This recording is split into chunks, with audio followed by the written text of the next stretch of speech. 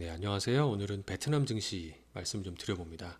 얼마 전에도 베트남 증시가 계속 전고점을 돌파하고 있어서 조금 신중하게 접근해야 되는 거 아니냐라는 말씀을 드린 바가 있어요. 그래서 오늘 마침 그 유한타 증권에서도 단기 조정 가능성에 대해서 언급을 했길래 관련된 부분을 좀 다시 한번 정리를 해봤고, 그럼 베트남 증시를 도대체 어느 정도의 주가 수준이면 진입하면 좋을지 진입 시점에 대해서도 한번 살펴보도록 하겠습니다.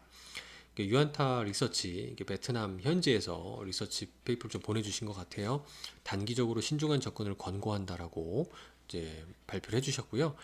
이제 여기 영어로 좀 돼 있지만 이동 평균선이란 말씀 들어보셨을 거예요. 그러니까 100일 동안의 주가 지수의 평균, 그러니까 100일 이동 평균선 레벨을 가리키면은 대략 한 1150 정도 되는 것 같아요. 그래서 향후 12개월 정도의 VN 지수의 예상 범위를 1150에서 1240 정도로 얘기를 하고 있어요. 그러니까 조금 깨고 내려갈 수도 있다. 1200을 깨고 내려가서 조정 나올 수 있다라는 가능성을 좀 열어두신 거고요. 그래서 얼마 전 저희 그 유튜브 방송을 보시는 이웃분 중에 청취자분의 한 분도 이제 그 방송을 보고 좀 질문을 주시기도 했어요. 그래서 저도 좀 베트남 관련된 뉴스를 좀 계속 찾아보고 있는데 중장기적으로는 당연히 좋죠. 대신 어떻게 보면 약간 중소형주와 같은 개념이기 때문에 중간중간 변동이 크게 항상 나타날 수 있다. 그렇기 때문에 이럴 때 변동이 크게 나타날 때 폭락이 나타날 때 사주는 게 좋지 않을까라는 생각을 하고 있고, 근데 이제 지금 레벨에서 떨어져 봐야 지금 10%도 안 떨어지더라고요. 근데 그럴 정도로 요 이동 평균선도 좀 단중 장기 이동 평균이 모두 상승으로 터닝을 하고 있는 게 정배열이라고 하잖아요. 그래서 이렇게 본격적인 상승을 보이는 모습이라는 것 같아요.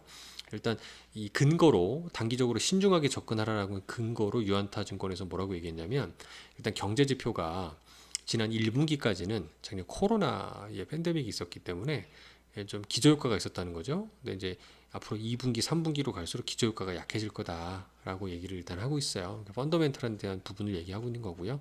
착시긴 한데 뭐 작년 대비 성장이 덜해진다라고 그러면은 뭔가 좀 투자자들이 불안해하지 않을까라고 얘기를 하는 거죠.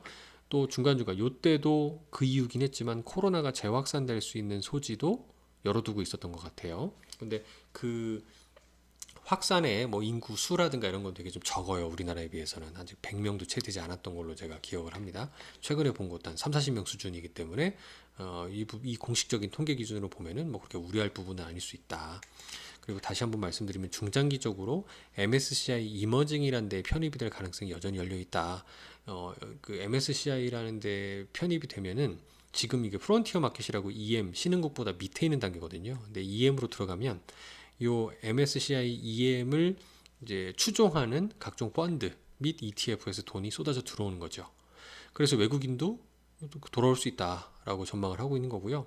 예를 들어 최근 그 MSCI EM은 아닌데 그 후본에서 얘기하는 FTSE, 이것도 MSCI 같은 평가 기관인데요. 후본 FTSE 베트남 ETF가 이제 출시되기 위해서 기업 공개를 한 거죠. 상장을 했는데 52억 8천만 달러, 우리 돈으로 환산하면 5조 9천억, 한 약 6조 정도의 수준이 되는데 큰 돈이 모였다는 거예요.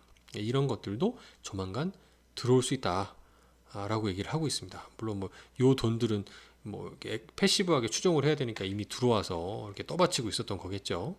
그래서 이런 부분들이 중장기적으로는 호재가 될 수 있다라는 여전히 이제 뷰를 가지고 있다. 다만 이제 시장에 따라서 이제 중간중간 어떤 이벤트가 발생함에 따라서 크게 한 번씩 빠질 수 있으니까 요 102이동 평균선 레벨인 한 1150선 정도까지 터치를 하게 되면은 그때는 한번 사보자 라는 얘기가 바로 유안타 증권의 이제 근거라고 할 수가 있겠고요. 그래서 저도 이걸 또 트레이딩 이코노믹스 같은 데서 가보면 이게 최근 제가 이제 10년 정도의 차트거든요.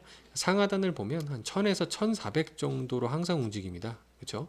중간중간 오버슈팅, 그다음에 언더슈팅 할 때가 있어요. 이때가 이제 예외적인 케이스고, 대부분 평균적으로 보면은 대략 한 1000에서 1400 정도 간다. 그러니까 요 정도의 레인지를 보고 우리가 좋을 때는 항상 계속 좋을 것 같아서 힘들지만 사실 떨어질 땐 계속 떨어질 것 같아 무섭잖아요. 그래서 이럴 때가 지나고 보면은 이 선의 하단선인 천선 근처에 오면은 사는 게 맞겠다라는 생각을 다시 한번 가져봅니다. 감사합니다.